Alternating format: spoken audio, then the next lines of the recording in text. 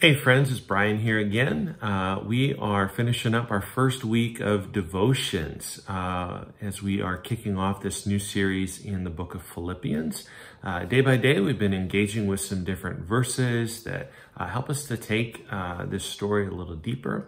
In particular, over the last number of days, we've been looking at some passages in the book of Acts that give some background to how this church in Philippi first got started.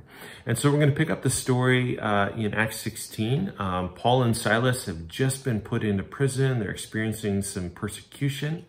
And let's see what happens next and see what God might have to say to us as we reflect on these scriptures today. So Acts 16, starting in verse 25. About midnight, Paul and Silas were praying and singing hymns to God, and the other prisoners were listening to them. Suddenly there was such a violent earthquake that the foundations of the prison were shaken. At once all the prison doors flew open and everyone's chains came loose. The jailer woke up, and when he saw the prison doors open, he drew his sword and he was about to kill himself because he thought that the prisoners had escaped. But Paul shouted, "Don't harm yourself, we're all here." The jailer called for lights, rushed in, and fell trembling before Paul and Silas. He then brought them out and asked, "Sirs, what must I do to be saved?" And they replied, "Believe in the Lord Jesus, and you will be saved, you and your household." And then they spoke the word of the Lord to him and to all the others in his house.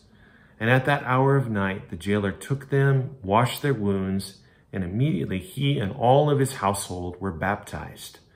The jailer brought them into his house. He set a meal before them. He was filled with joy because he had come to believe in God, he and his whole household. So again, pretty amazing story. These different ways that the church in Philippi was first getting started, some of the lives that were being impacted as Paul and Silas and others responded to God's call to preach the gospel there. So here's a few reflection questions that you can ponder today. Paul and Silas were worshiping. And so think about it for yourself. When do you feel most inclined to worship God? Is it only when life's going great? Or can you also worship God when things are difficult? Maybe what are some experiences that you've had worshiping God through songs? It might be good just even take a few moments to think back to ways that worship has shaped your life. Here's another set of questions.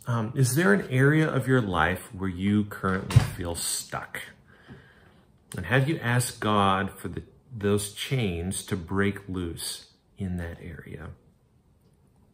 And then finally, following this miraculous experience in Acts 16, the jailer and his whole family began to follow Jesus. So around you, who are people in your life that you would like to see come to faith in Jesus?